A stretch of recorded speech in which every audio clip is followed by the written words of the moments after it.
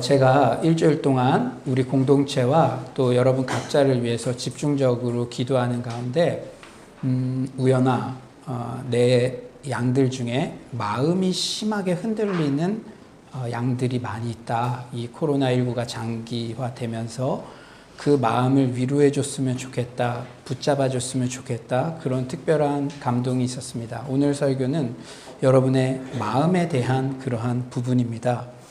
코로나19가 길어지자 마음이 예전 같지 않다. 나도 내 마음 모르겠다. 이렇게 말하는 사람이 많습니다. 오늘 본문에 마음에 대한 시적 표현이 나와요. 2절에 마음이 바람의 흔들림 같이 흔들렸더라. 여러분 한번 생각해 보세요. 바람이 지금 막 불고 있는데 이 막 태풍 같은 거 불면은 막 나무들이 흔들리죠. 근데 지금 내 마음이 혹시 그렇게 흔들리고 있지는 않은지, 아침에는 뭔가 될 것처럼 희망적인 마음이 들다가도 밤이 되면 그 끝을 알 수 없는 그러한 디프레스 때문에 여러분 괴로운 적은 없습니까?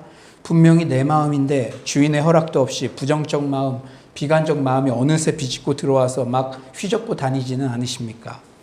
인생에 바람이 불지 않기를 그토록 소망했건만 예상치 못한 바람의 삶의 근간이 흔들리는 것처럼 느껴지나요? 내가 그렇게 믿었던 그 사람이 황망하게 떠나가고 정말 이런 일은 있지 않을 거라고 생각했는데 내가 재정도 좀 준비하고 여러 가지 우리 사업도 이번엔 좀 잘 될 거라고 생각했는데 예상치 못한 바람 때문에 삶의 근간이 지금 흔들리는 것 같은 그런 감정을 느끼시는 분은 없으신가요? 오늘 본문에도 마음이 바람에 심하게 흔들린 주인공이 등장합니다. 바로 유다왕 아하스죠.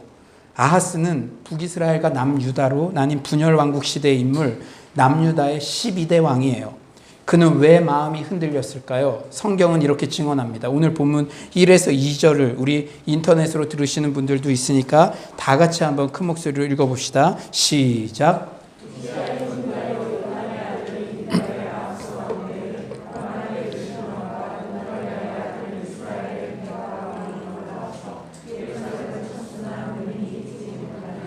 어떤 사람이 다윗의 집에 알려 이르되 아람이 에브라임과 동맹하였다 하였으므로 왕의 마음과 그의 백성의 마음이 숲이 바람에 흔들림 같이 흔들렸더라.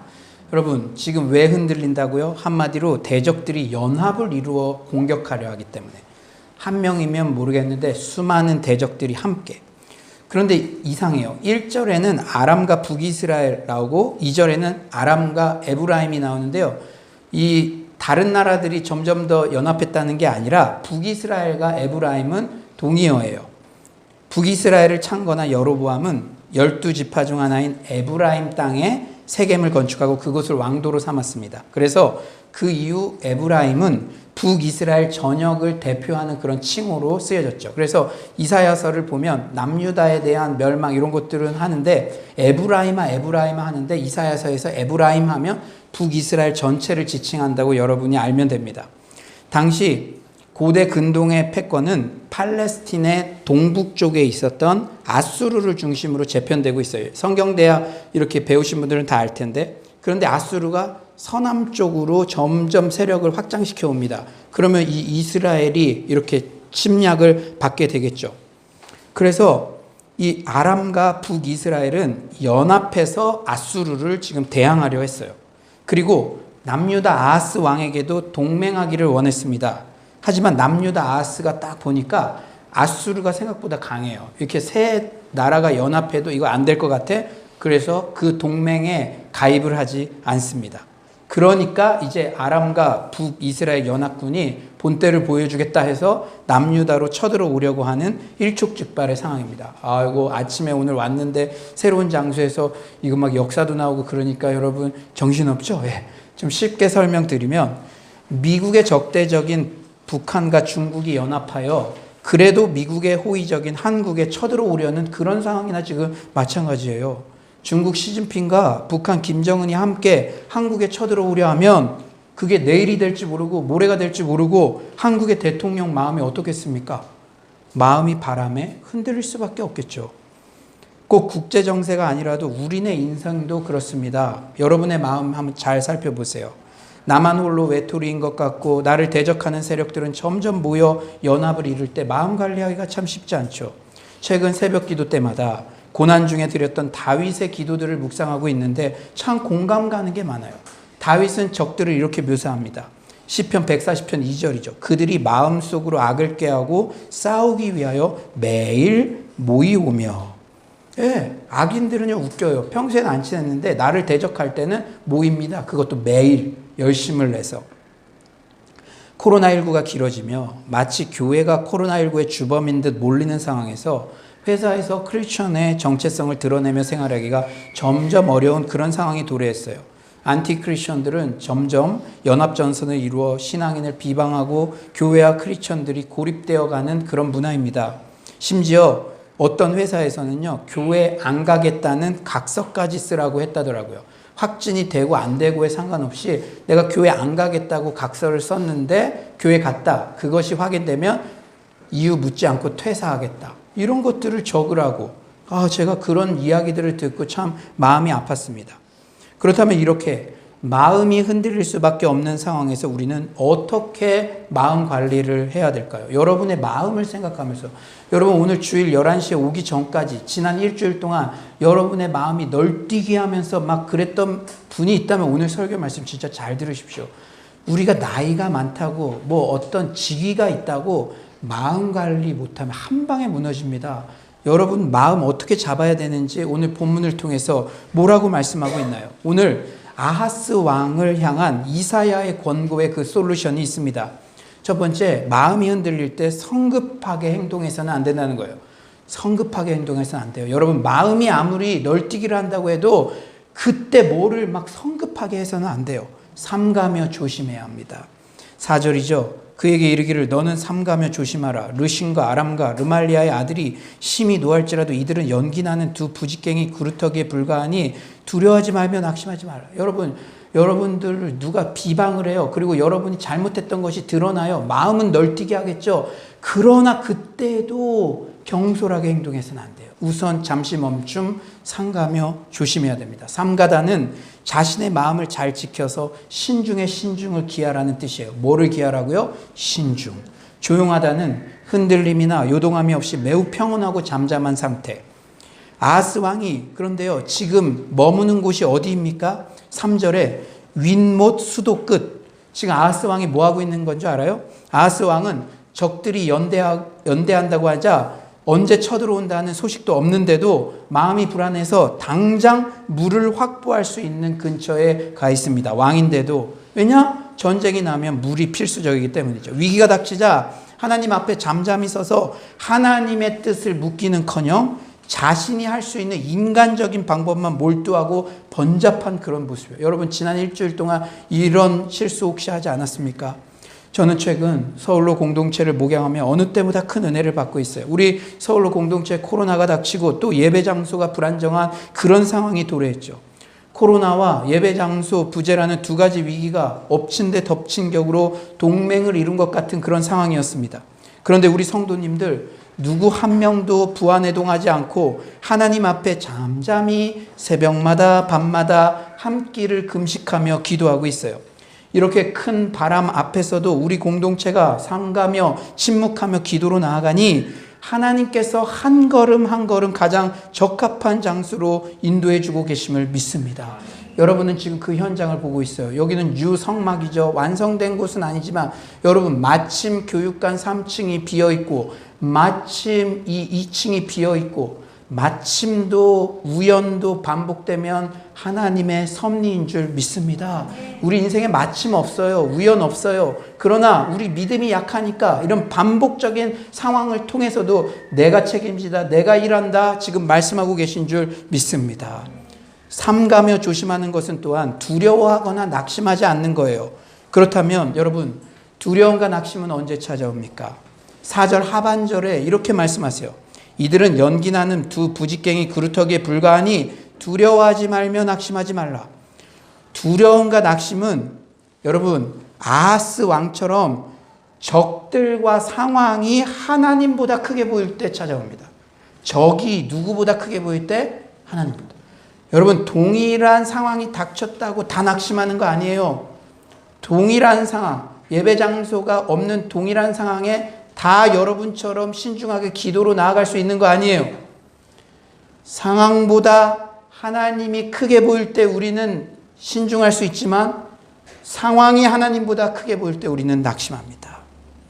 여러분, 적들과 상황에 대한 하나님의 평가에 주목해야 될 줄 믿습니다. 코로나19도 너희 죽었다. 이제 교회, 작은 교회 힘들다. 세상 사람들이 아무리 떠들고 말해도 하나님의 평가에 주목해야 될 줄 믿습니다. 연기 나는 두 부직갱이 구루터기에 불과하니 인간적인 눈으로 볼 때는 아람과 북이스라엘 연합이 대단히 강해 보여요. 여러분 회사에 반크리스천 그 상사가 대단히 강해 보여요. 그들이 쳐들어오면 나는 죽을 것 같고 그럴 수밖에 없습니다.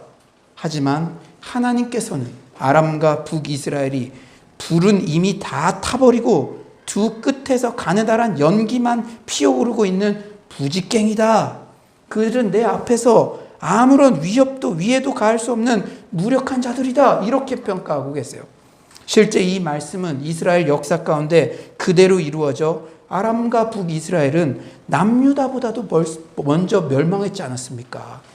여러분, 북이스라엘이 먼저 722년, 기원전 722년, 남유다는 기원전 586년.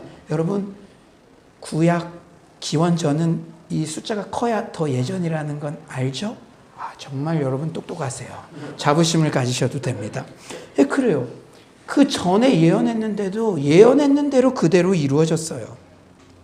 사랑하는 여러분, 적들과 상황에 대한 하나님의 평가에 귀를 기울이십시오. 오늘도 말씀하십니다. 이 설교를 통해서 하나님께서 여러분의 상황에 대해 말씀하시는 그 말씀에 집중하시기를 바랍니다.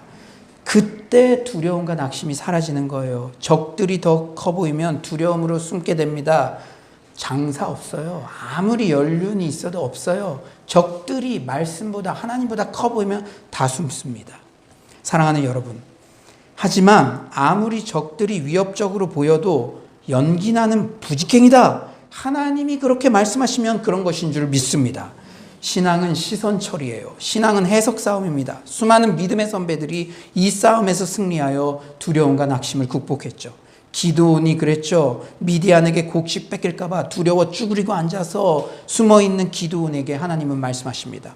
너가 미디안 사람 치기를 한 사람 치듯 하리라. 야, 쫄지 마. 미디안 숫자 많아도 한 사람으로 봐. 나는 걔네들을 한 사람으로 본다. 넌 그것을 칠 수 있는 큰 용사야. 갈렙도 그랬죠. 그 땅 백성을 두려워하지 말라. 그들은 우리의 먹이라. 그들의 보호자는 그들에게서 떠났고 여호와는 우리와 함께 하시느니라. 주님께서는 우리에게 세상에서 너희가 환난을 당하나 담대하라. 내가 세상을 이기었노라 말씀하세요. 주님이 말씀하세요. 여러분, 이 이사야가 예언한 예언도 여러분들이 아까 고개를 끄덕이더라고요. 북이스라엘 이 남유다보다 먼저 멸망했다. 그대로 이루어졌다. 그런데 예수님이 말씀하시는 건 그대로 이루어지는 줄 믿습니다. 세상에서 환난을 당한다 얘기했어요. 코로나19 환난이죠. 여러분 직장에서 환난이죠. 그러나 담대하라. 내가 세상을 이겼다. 주님이 약속하시는 줄 믿습니다. 내가 내 교회를 세우리니 음부의 권세가 결코 이기지 못한다 말씀하십니다. 여러분 작은 열매를 그 승리의 현장을 오늘 이곳에서 여러분이 보고 계신 줄 믿습니다. 예배 장소가 막혔어도 코로나19가 온다고 해도 기도하는 백성 하나님께서 이끄시는 그 교회는 내가 승리케 한다. 지금도 말씀하시는 줄 믿습니다. 우리는 이미 최종 승리가 보장된 인생, 최종 승리를 알고 사는 인생이죠. 수천 년의 기독 역사 속에서도 수많은 핍박과 공격이 있었어도 교회는 승리했습니다. 아무리 대적자들이 하나님의 말씀을 찢고 불에 태웠어도 지금도 여전히 성경은 베스트셀러며 하나님의 말씀은 무성도의 마음속에 살아 역사하십니다. 코로나19의 상황 속에서도 여전히 주님은 일하시며 위기의 때 살아계신 하나님의 생생한 기적은 더 많이 일어나는 줄 믿습니다. 여러분 성경을 보세요. 위기의 때 하나님 붙잡을 일이 많으니까 하나님의 기적은 더 많이 일어났다는 것이죠. 여러분의 삶 속에도 가정에도 그런 은혜, 그런 기적의 역사가 일어날 줄 믿습니다. 두 번째로 마음이 흔들릴 때 더욱 굳게 믿어야 돼요. 더욱 굳게 뭘 해야 된다고요? 작용 반작용 법칙처럼 흔들리는 원심력을 믿음의 구심력으로 잡아둬야 합니다. 여러분 마음 가는 대로 그냥 내버려 두지 마세요. 여러분 왜 우리가 인터넷으로라도 말씀을 듣고 이곳에 와서 말씀을 듣습니까? 세상은 자꾸 내 마음을 원심력처럼 흩어요. 말씀의 구심력으로 그것을 잡아야 될 줄 믿습니다. 그렇다면 흔들리는 진폭이 크다면 더 굳게 믿으면 되는 줄 믿습니다. 9절 하반절이에요. 만일 너희가 굳게 믿지 아니하면 너희는 굳게 서지 못하리라. 그렇다면 무엇을 굳게 믿어야 합니까? 두말하면 잔소리죠. 하나님의 말씀. 내 통장을, 내 배경을, 어떤 사람을 점점 의지하고 위기가 되니까 그 사람이 먼저 떠오르는 것이 아니라 하나님의 말씀을. 원어로 보면 굳게 믿지와 굳게 서지라는 두 단어에 동일한 단어가 쓰였어요. 오늘날에도 우리가 찬송이나 기도를 할 때 주로 쓰는, 제가 여러분 간절히 축원합니다. 그러면 여러분 뭐라고 합니까? 아멘. 오늘 본문에서 굳게 믿지와 굳게 서지라는 두 단어는 바로 아멘입니다. 아멘의 뜻은 네 그렇습니다. 나는 확신합니다. 나는 신뢰합니다. 그렇게 살겠습니다. 라는 의미. 위기에 때일수록 마음이 흔들릴수록 아멘 아멘 하며 말씀에 착 붙어 있어야 될 줄 믿습니다. 여러분 다른 거 없어요. 우리 성도님들, 성숙한 성도님들 성경 필사도 하고 인터넷으로 말씀도 듣고 지금도 말씀 듣고 있지 않습니까? 아멘 아멘, 그 말씀이 맞습니다. 그 말씀대로 살아가겠습니다. 그 자들이 마음 관리에 승리하는 줄 믿습니다. 이사야는 반복해서 아하스의 상식과 돌아가는 주변 상황과는 전혀 다른 하나님의 말씀을 전하고 있어요. 여러분들이 지금 보면 망할 것 같은데, 이렇게 하면 안 되는 것 같은데, 교회만 오면은 말씀 들을 때는 내가 예상되는 거랑 전혀 다르게 그런 말씀하는 것 같아요. 지금 아하스에도 그래요. 7절에 주 여호와의 말씀이 그 일은 서지 못하며 이루어지지 못하리라. 8절 65년 내에 에브라임이 패망한다. 패망했죠. 이 말씀대로. 이사야는 계속적으로 아하스 왕이 위기에 때일수록 하나님의 말씀을 굳게 믿어야 함을 강조하고 있어요. 여러분, 여러분의 옆에 동료 회사, 여러분을 힘들게 하는 상사, 그 상사가 막 잘 나갈 것 같아요. 내 생각으로는. 그러나 하나님께서 말씀하면 그 말씀대로 되는 줄 믿습니다. 저는 코로나19의 상황에서 더더욱 되뇌이는 말씀이 있어요. 저도요, 이 마음이요, 원심력으로 나갈 때마다 거의 가둔다는 표현이 맞는 것 같아요. 이것이 어디서? 어떤 말씀 앞이 서느냐? 바로 서울로 공동체로 저를 부르실 때 주셨던 소명의 말씀입니다. 이사야 49장 2에서 3절. 내 입을 날카로운 칼같이 만드시고 나를 그의 손그늘에 숨기시며 나를 갈고 닦은 화살로 만드사 그의 화살통에 감추시고 내게 이르시되 너는 나의 종이요 내 영광을 내 속에 나타낼 이스라엘이라 하셨느니라. 수많은 사람들이 위기라고 말하는 코로나19도 저를, 우리 서울로 공동체를 날카로운 칼과 갈고 닦은 화살 쪽으로 다듬어 가시는 과정이라는 사실을 확신합니다. 어떤 상황이 오더라도 하나님께서는 하나님의 열심으로 그분의 영광을 서울로 공동체를 통해 나타내실 것을 믿습니다. 여러분, 그런 사람들은, 우리들은요, 정말 예배 장소가 막히고 코로나 큰 게 오면 더 크게 드러내시겠구나. 더 크게 우리 공동체를 통해 하나님의 영광을 드러내시겠구나. 그런 비전이 생기는 줄 믿습니다. 그리고 그 열매의 현장을 여러분이 지금 보고 있는 줄 믿습니다. 사랑하는 여러분, 오늘 참 쾌적하게 예배드릴 수 있어서 감사하죠. 모든 영광을 하나님께 돌려야 될 줄 믿습니다. 우리 공동체를 통해서 하나님의 영광을 계속해서 드러내실 줄 믿습니다. 사랑하는 성도님들, 어떤 위기의 상황에도 말씀이 들리면, 말씀에 붙잡히면 돌파할 수 있어요. 하지만 말씀이 흔들리면 다 흔들립니다. 말씀이 흔들리면 다 흔들려요. 제가 지난주에도 신방을 했는데요, 나는 그럴 줄 몰랐대요. 한 6개월 정도 인터넷으로만 예배드리다 보니까 말씀이 흔들리니까 예전에 생각하지도 못했던, 그리고 자기 주변에 큰 교회 다니고 그렇게 열심히 했던 친구들도 그런 고백을 한다는 거예요. 여러분, 말씀을 붙잡으십시오. 매일 큐티를 통해, 성경 통독을 통해, 밴드 답글을 통해서라도 어떻게든 말씀 안에 붙어있는 서울로의 모든 성도님들 되시길 간절히 축원합니다.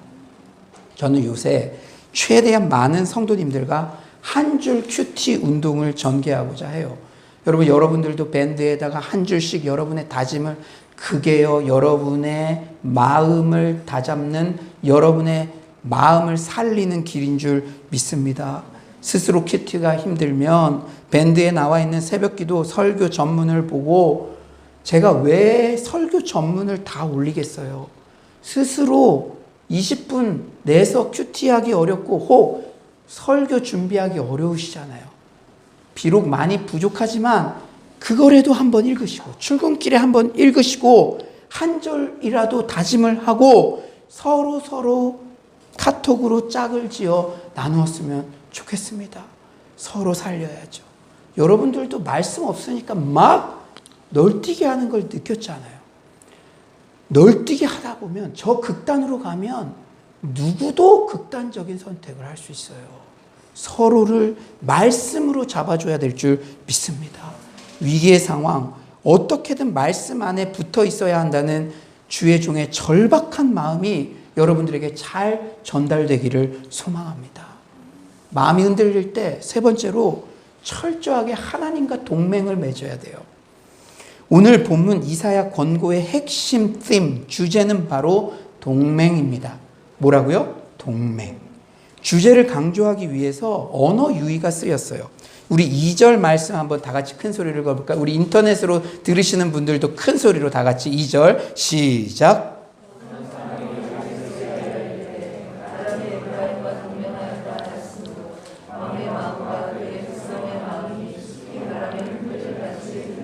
아람이 에브라임과 동맹하였다. 동맹, 누아흐. 바람의 흔들림 같이 흔들렸더라. 흔들리다, 누아으. 누아흐, 누아으 발음이 유사하죠. 언어 유희를 통해서 주제를 강조하고 있어요. 아람과 북이스라엘이 동맹을 형성한 것처럼 유다의 아하스 왕 역시 여호와 하나님과 동맹을 형성해야 하는데 그렇게 하기는커녕 두려움에 떨며 흔들렸다는 사실을 암묵적으로 강조하고 있습니다. 그리고 이사야는 아하스 왕에게 계속해서 도전해요. 콜링해요. 사람, 환경, 강대국 의지하지 말고 하나님을 의지하십시오. 하나님과 동맹을 맺으십시오. 하나님과 동맹이 굳게 맺어지면 왕위도 굳게 설 것입니다. 하지만 기대가 컸지만 끝내 아하스는 하나님보다 강대국 앗수르를 의지하였어요. 강대국은 눈에 보이니까 아무리 선지자가 얘기해도 손쉬운 선택을 한 것이죠. 나에게 돈과 인력과 지금 당장 풀어줄. 그는 앗수르를 의지하여 일시적 위기는 모면한 듯하였으나 결과적으로 남유다에 더욱 큰 화를 초래하는 어리석음을 범하게 됩니다. 여러분 구약 역사 보시면 잘 알잖아요. 처음에는 앗수르가 아하스의 뇌물을 받고 아람을 공격해서 아람을 멸망시켜요. 옳거니 아하스의 인간적인 술수, 동맹이 주요한 것 같아요. 하지만 아하스는 바보 같은 선택을 한 것입니다. 장기적으로 볼 때는. 왜냐? 앗수르에게 팔레스타인 침공 구실을 제공해 주고만 꼴이 된 것이죠. 여러분, 아람이라는 완충지대가 있으니까 이 남유다 이것을 앗수르가 들어올 때 아람이 막았는데 이게 없어지니까 이제 우리 일본이요 뭐 한일 합방 이거 하는 이유를 외세로부터 보호하기 위해서 그렇다 그렇죠. 그렇게 해가지고 오히려 더 막 자기들이 들어오는 것처럼 아람이라는 완충지대가 없어지면서 아람보다 더 무서운 앗수르의 본격적인 유다 압박이 가속화되었기 때문이죠. 지난주 100주년 기념교회를 은퇴하신 이재철 목사님의 신간 목사 그리고 목사직이라는 책을 읽었어요. 목회자의 태도를 점검하게 되는 귀한 책이었어요. 7개의 굵직한 질문이 있었는데 나는 얼마나 자발적으로 고독한가라는 섹션이 깊은 울림으로 다가왔습니다. 목사는 기본적으로 하나님 앞에 고독하게 서는 구도자라는 사실, 850대 1의 영적 싸움 이후 나만 남았다고 엘리야가 낙담했을 때, 여러분 지난주 설교 들었죠? 하나님께서 야 바알에 무릎 꿇지 않는 7천이 있다. 근데 우리는 거기까지만 생각하지만 그 이후에 그래서 엘리야에게 7천 중에 10분의 1을 연대하게 떼어줍니까? 아니에요.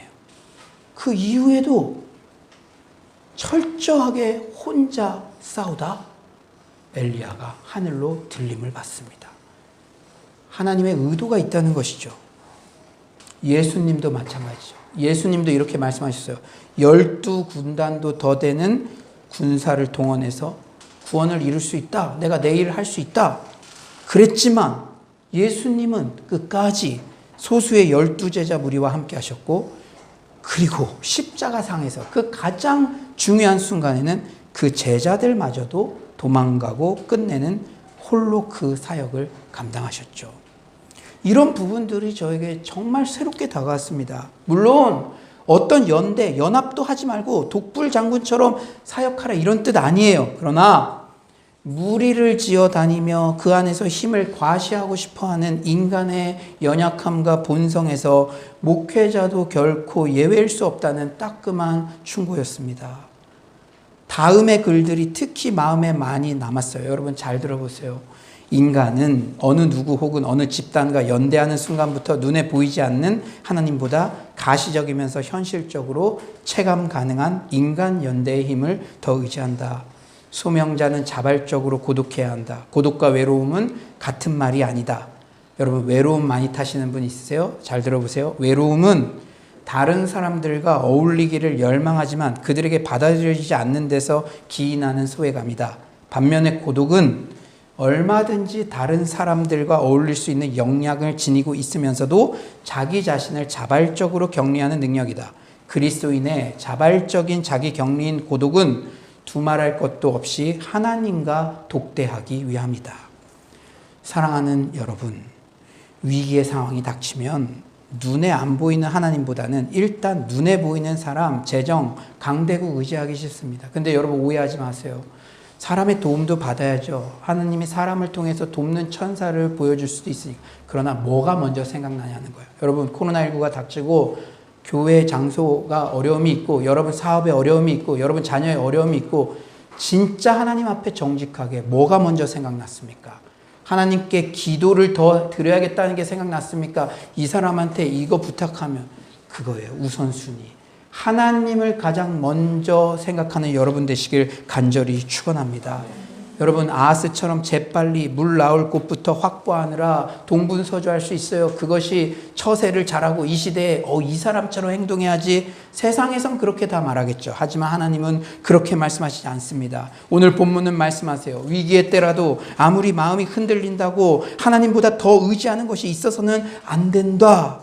오늘 이 시간 진지하게 나와 가정과 우리 공동체가 혹 하나님보다 더 의지하는 아수르 같은 존재가 무엇인지 점검하기 바랍니다. 특별히 우리가 예배 장소에 한 걸음 한 걸음 인도함을 받는데 우리가 지난 한 주 기도로 시작했죠. 좋은 출발입니다. 그런데 이 인도함을 받을 때 혹 하나님보다 더 의지하는 대상이 있다면 그것이 아무리 좋아 보여도 하나님은 그 방법, 처음에는 뇌물 때문에 보호받는 것 같아도 결국에는 더 큰 올무가 된다는 사실을 명심하시고 철저히 하나님을 가장 의지하는 우리 모두가 되시길 간절히 축원합니다.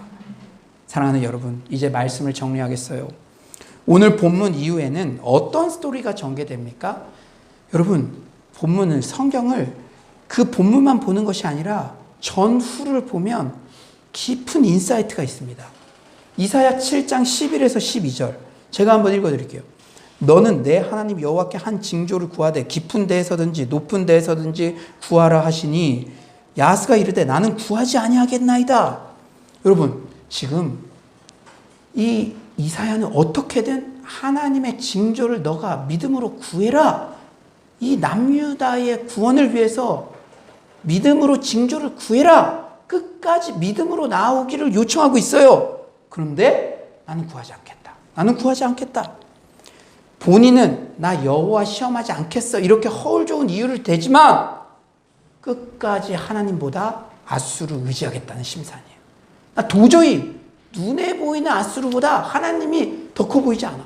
아무리 징조 할아버지를 보여준다고 하더라도 거부하는 거예요.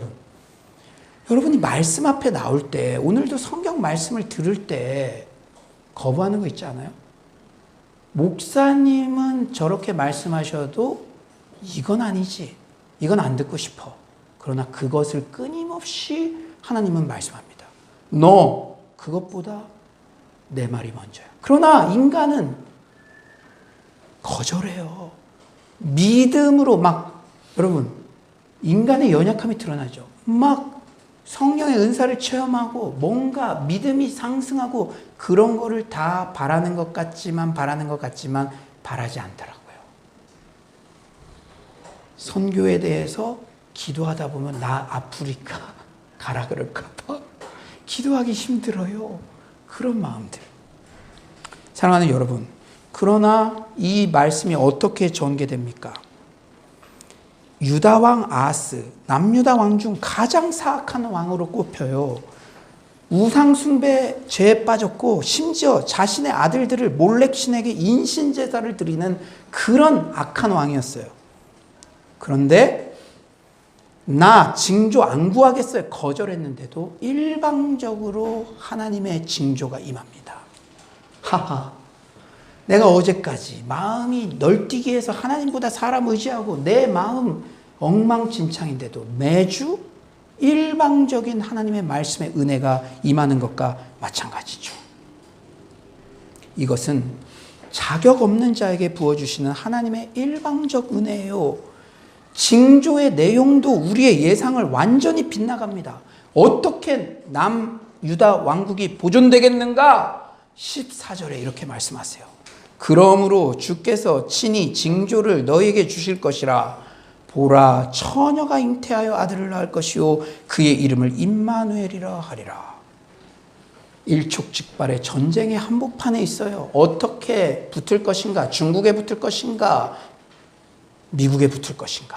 아람에 붙을 것인가? 북이스라엘에 붙을 것인가? 아수르에 붙을 것인가?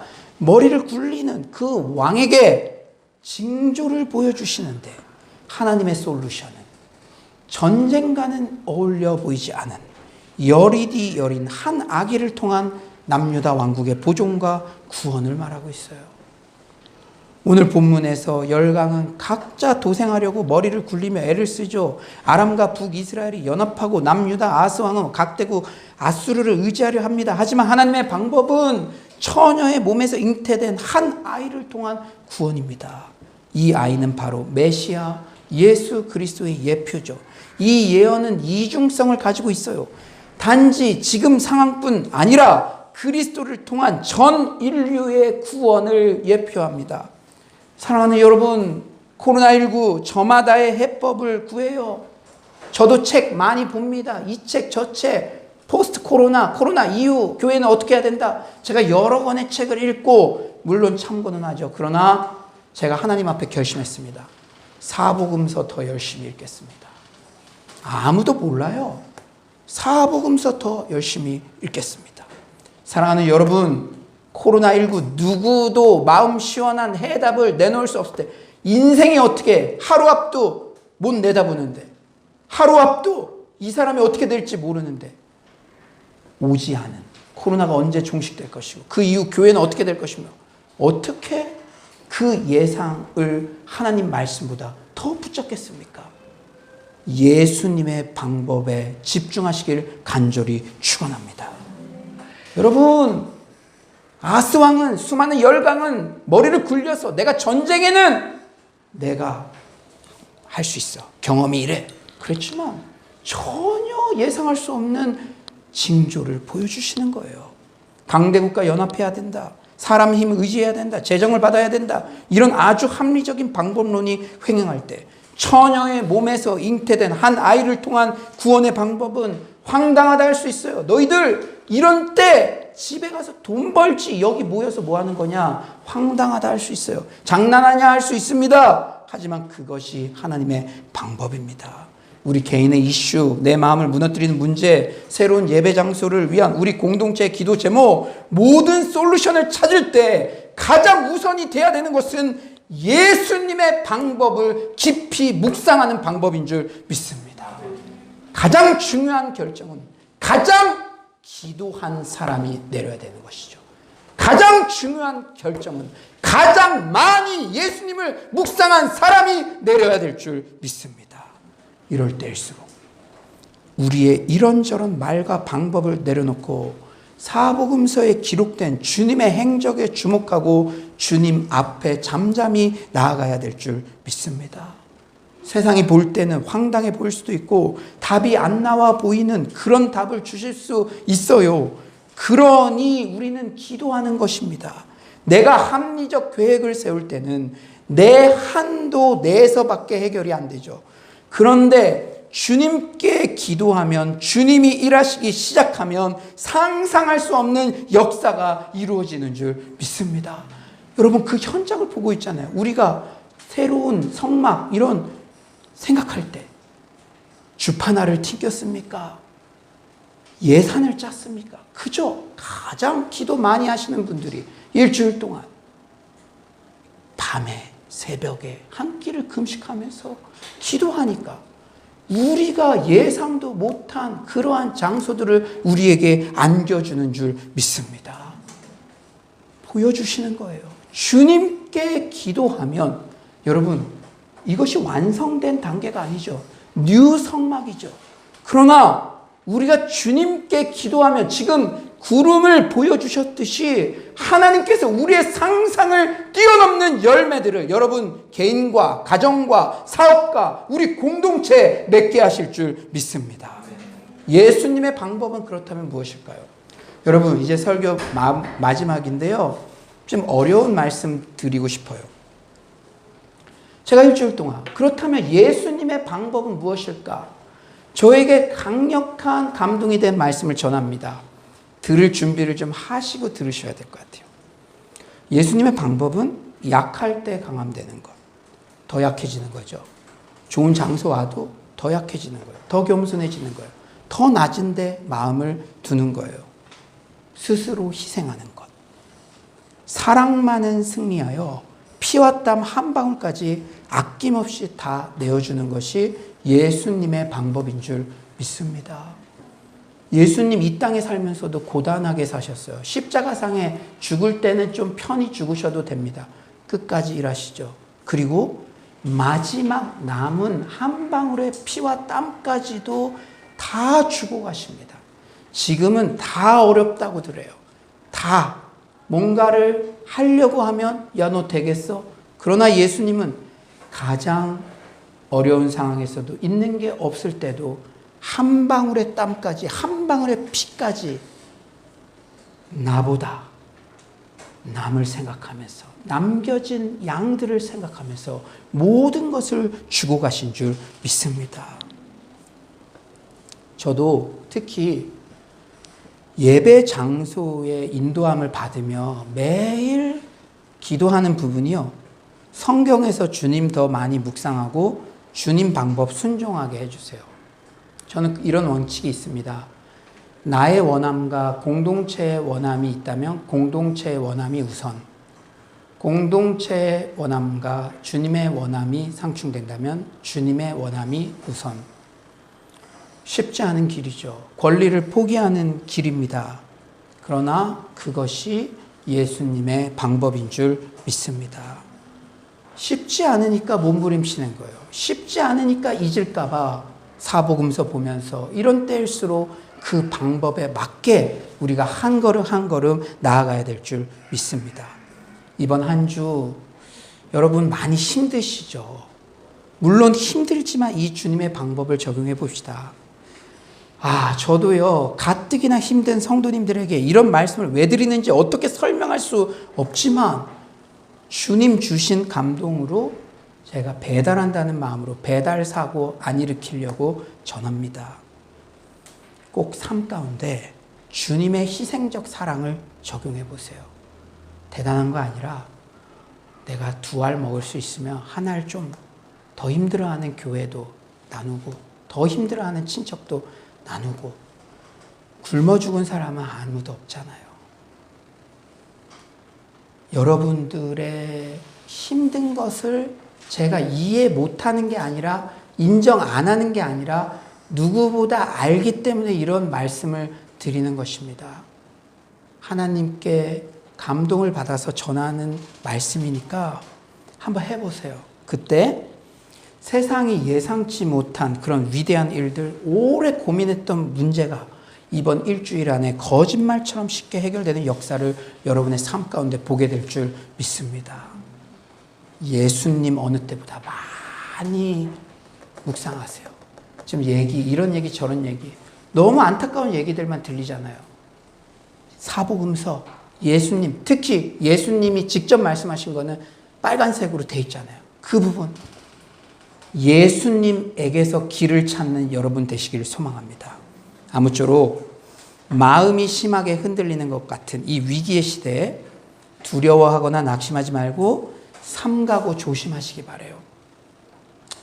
제 자신을 돌아봤어요. 여러분, 어떤 사람은 남들까지 불안하게 하는 사람이 있어요. 그런데 어떤 사람은 그 사람이 가면 불안하다가도 마음이 막 흔들리다가도 캄다운. 우리 기도합시다. 나는 전자인가 후자인가? 적보다 하나님이 커 보일 때만이 낙심을 극복할 줄 믿습니다. 우리는 최종 승리가 보장된 인생들이에요. 말씀을 굳게 붙잡으시기 바랍니다. 무엇보다 하나님과의 동맹을 굳건히 하여 백문일답 되시는 예수님에게서 모든 답을 찾게 되는 서울로의 모든 성도님들 되시기를 간절히 축원합니다.